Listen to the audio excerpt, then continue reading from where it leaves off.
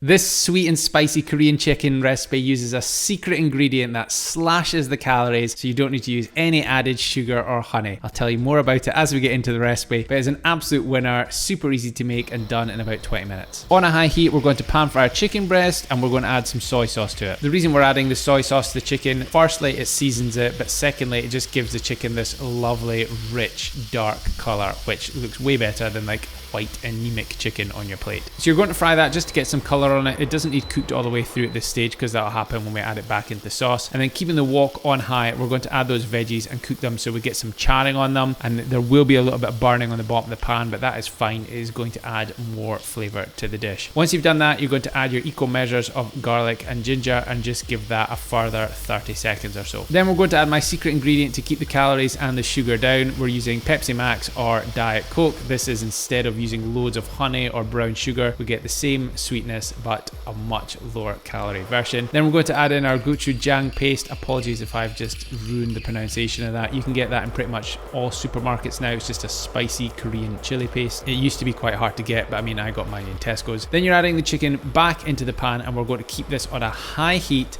and furiously simmer it for about 10 minutes. Hey, sorry for the interruption, but I've got a super quick favor to ask. If you could either click like, drop a comment below and let me know what you think of this recipe, or subscribe, I would really appreciate it. It has got absolutely nothing to do with my ego. It just means that if you interact with this video in some way, YouTube is more likely to show it to others so that more people get a chance to cook my recipes. Thanks in advance. Now back to the recipe. After 10 minutes, the sauce will have significantly reduced and thickened and you're going to have this lovely silky texture. All you need to do is plate it up. It goes really well with rice and get stuck in. Thanks for watching the recipe, and as always, you get the full recipe in my recipes app. There's a link to download it in the description below.